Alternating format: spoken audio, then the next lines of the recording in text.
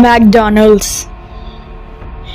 एक दिन की बात है कि मुझे मैकडॉनल्ड्स का पैम्पलेट मिलता है और मेरी यादें ताज़ा हो जाती हैं।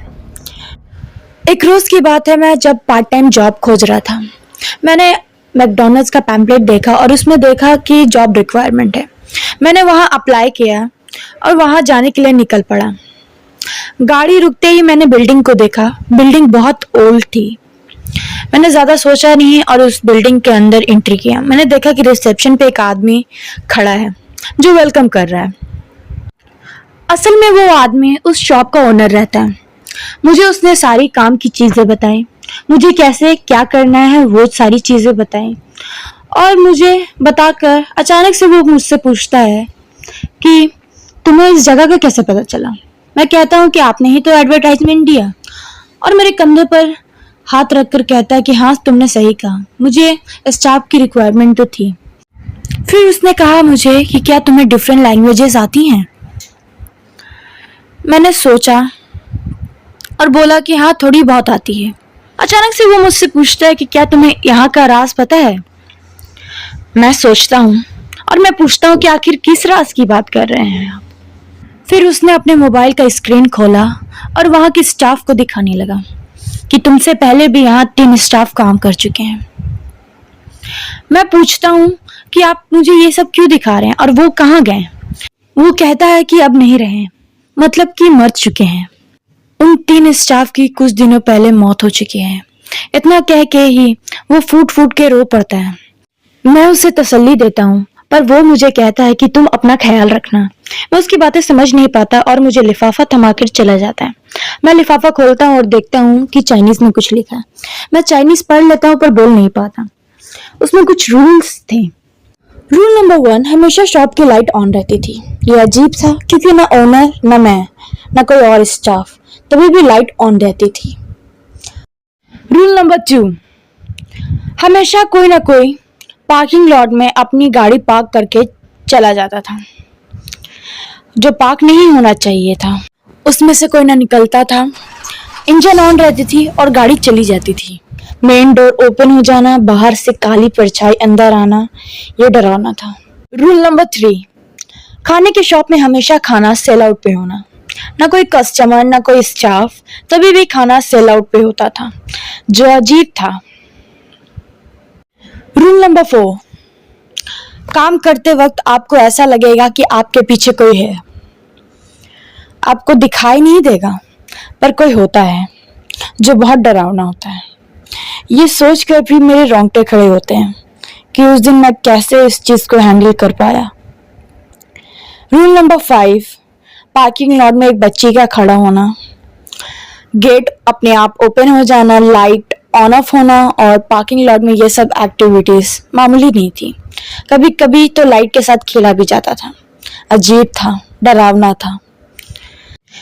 रूल नंबर 6, आपको लगता है कि हॉल में कोई है, आपको नजर भी आता है हल्का हल्का, और कोई लड़की रहती है पर वो होती नहीं।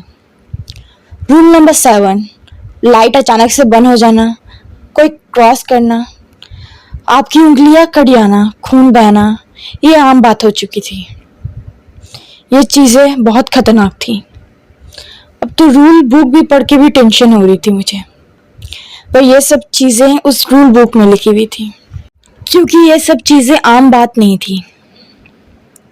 रूल नंबर 8, आप गहरी नींद ले रहे हो और आपको लगे कि आपके पीछे कोई है।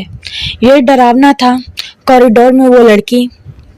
मैं ये सब पढ़ ही रहा था कि अचानक मैंने विंडो की तरफ देखा। मैंने देखा कि झाड़ियां हिल रही हैं बिना हवा के। थोड़ा अजीब था और डरावना भी था।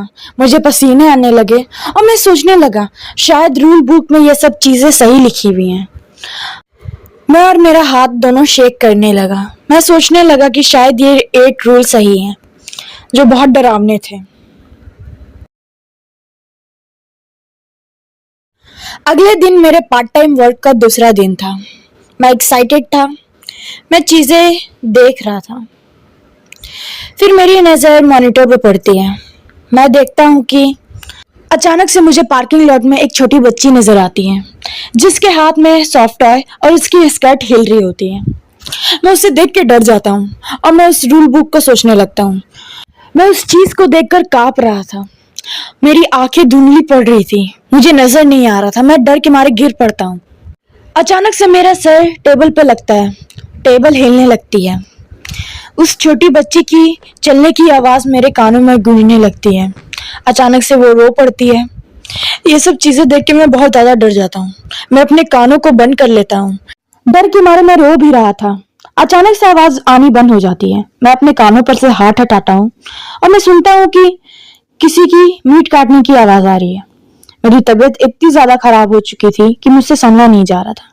मैंने लाइट ऑन किया और मैंने जो मेस फैलाया था उस चीज को साफ करने लगा। और मैं सोच रहा था कि ये सब चीजें क्या थी और मेरे साथ ये चीजें क्यों हो रही है। मैं डर के मारे चीजों को अच्छे से जान ही नहीं पा रहा था। फिर अचानक से कुछ देर बीतने के बाद मुझे याद आता है कि रूल नंबर 6 में क्या लिखा हुआ था। चाइनीज में लिखे होने के कारण मुझे ज्यादा चीज समझ में नहीं आ रही थी। मैंने उसे ट्रांसलेट किया और लिखा हुआ था कि कॉरिडोर में अननोन आवाज आती है।